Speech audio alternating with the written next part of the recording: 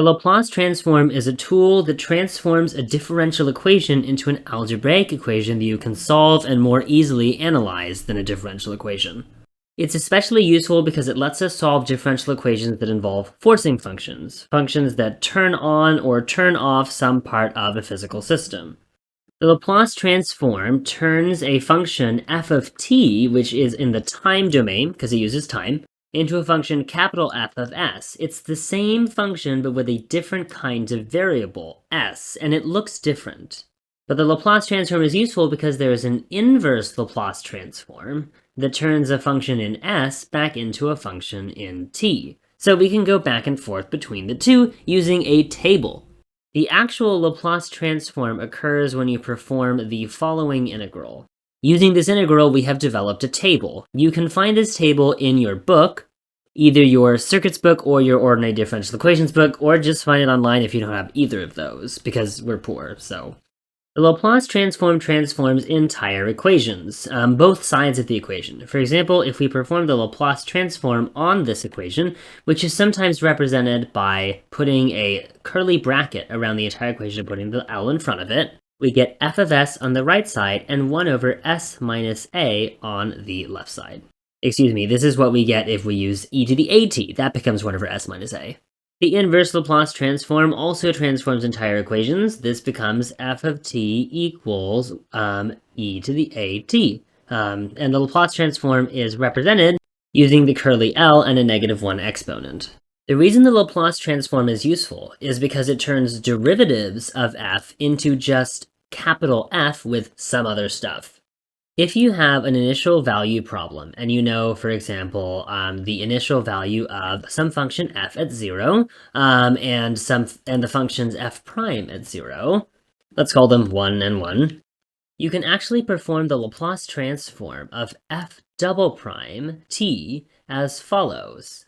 And there's a pattern to this, which I'll show you. So this is s squared capital F of s. Note that we don't have f prime of s. We just have capital F of s with no prime on it.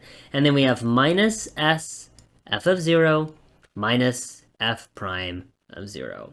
And you can see that we already have f of 0 and f prime of 0, so this is simply equal to s squared f of s minus s minus 1. Observe that there is no derivative. This is no longer a situation with a derivative. So if you transformed some equation that has f double prime and f in it into the Laplace transform, all you would have is capital F of s. In order to get a handle on that pattern I promised you, I'll show you how to Laplace transform f triple prime of t, and then you can try f quadruple prime for yourself if you want to get the practice.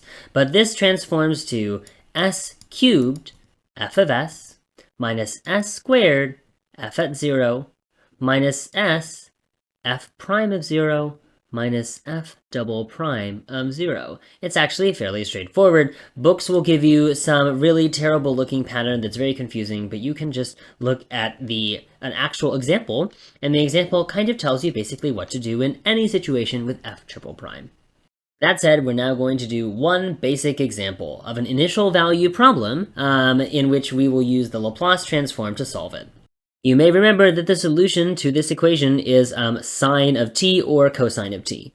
We will note that y at 0 is equal to 0 and y prime at 0 is equal to 1, and then we will perform the Laplace transform on both sides. The Laplace transform of y double prime is going to be s squared capital Y of s minus s y at 0 minus y prime at 0, and then the Laplace transform of y will be plus capital Y of s, and then we have 0 on the right side.